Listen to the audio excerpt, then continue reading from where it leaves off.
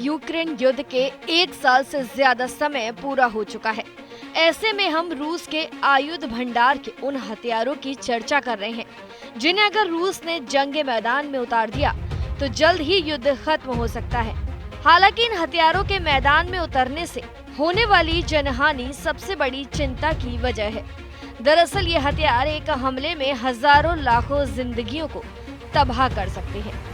ऐसे ही रूस के पास एक हथियार है 2S7 peon self propelled gun तोप। ये तोप परमाणु बम दागने में सक्षम है।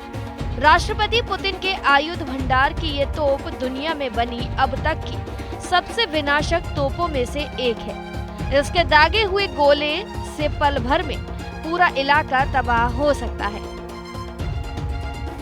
2S7 पियोन तोप करीब 37 किलोमीटर तक परमाणु बम के गोले दाग सकती है। साथ ही ये तोप 203 mm के परमाणु बम के गोले को दागने में भी सक्षम है। 1994 में हो गई थी डीकमीशन। 2S7 पियोन एक 203 मिमी स्वचालित तोप है। सोवियत यूनियन के इस तोप को पहली बार 1975 में पश्चिमी इंटेलिजेंस ने देखा था। 1976 में सोवियत सेना में कमीशन हुआ। इस आर्टिलरी सिस्टम को चेकोस्लोवाकिया और पोलैंड को भी निर्यात किया गया था। चेकोस्लोवाकिया की सेना ने 12 यूनिट को कमीशन किया था जो 1984 में उन्हें मिली थी। ये तोप 1994 में डीकमीशन हो गई थी। पोलैंड ने 1985 में इसकी 6 यूनिट खरीदी थी। पोलिश सिस्टम 2006 से वापस ले लिए गए थे। लगभग 2014 तक ये आर्टिलरी सिस्टम जिसमें रूस के पास 60 यूनिट, बेलारूस के पास 36 यूनिट, जॉर्जिया यूक्रेन के पास 99 यूनिट और उज्बेकिस्तान के पास 48 यूनिट के साथ सर्विस में थी। 2014 में दोबारा शुरू की सर्विस। 2014 में जब रूस ने क्रीमिया पर हमला किया तब इस डीकमीशन की गई आर्टिलरी सिस्टम को दोबारा जंगे मैदान में मोर्चे पर उतारा गया। इसके बाद 2022 फरवरी में रूसी आक्रमण पर दोबारा दोनों देशों की सेनाओं ने इस तोप का इस्तेमाल किया। 2S7 पियोन एक शक्तिशाली 203 mm बंदूक से लैस है जिसमें लोड असिस्टिंग सिस्टम लगा हुआ है।